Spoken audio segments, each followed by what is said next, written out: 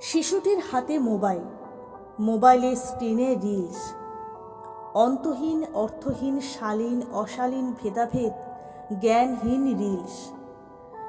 শিশুটি দেখে যাচ্ছে টানা, নড়া নেই, চড়া নেই, মাথা খাটানো নেই। আগে শিশুরা কার্টুন শো দেখত মিনিট 20, অতক্ষণ মনোযোগ ধরে রাখার ব্যাপারও নেই। 2-1 মিনিটের রিল চলছে পর পর, পরের পর। শিশুটি কাউকে বিরক্ত করে না, চেঁচামেচি করে না, ঘর দোর নোংরা করে না। ভালো ব্যবস্থা, তাই না? বেশ সুবিধার।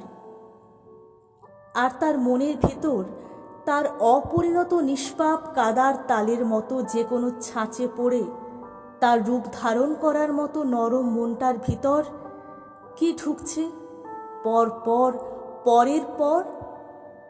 একটু কোনো সুস্থ চিন্তা, একটু কোনো শোভন বিনোদন? কি মনে হয়? দয়া করে আপনার পরিবারের ক্ষুদে সদস্যটির হাত থেকে মোবাইলটি নিয়ে একটি বই ধরান। হ্যাঁ, মানছি এখনই পড়তে পারে না, হয়তো পড়ে দিতে হবে। আপনি ব্যস্ত, সত্যিই ব্যস্ত, সেটাও জানি। আচ্ছা, না হয় ছবিই দেখুক খানিক, যখন সময় হবে পড়ে দেবেন ক্ষণ। ছিঁড়ে ফেলবে, নষ্ট করবে? এদিকে যে মনের সুকুমার কোমল বৃত্তি নষ্ট হয়ে যাচ্ছে, তার কি হবে?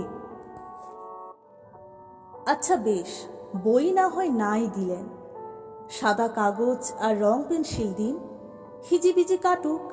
ঘর নোংরা হবে? বিশ্বাস করুন, ওর মনে যে নোংরা ঢুকছে তার থেকে বেশি হবে না।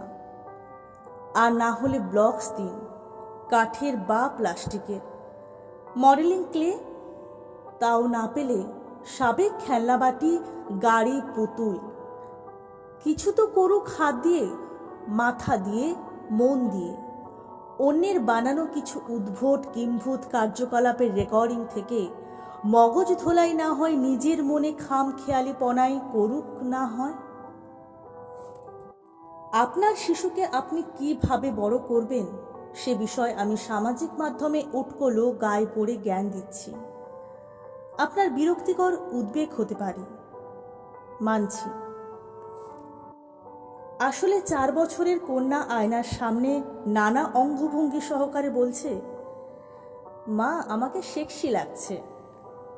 আর মা বাবা গদগদ হয়ে বলছেন, দেখেছো কিসব বলে, কোথায় যে শেখে কে জানে। সদ্য দেখা এই দৃশ্য আমাকে খুব ভয় পাই দিয়েছে। জানেন, এখনো সাবধান না হলে খুব বড় ক্ষতি হয়ে যাবে ওদের, আমাদের।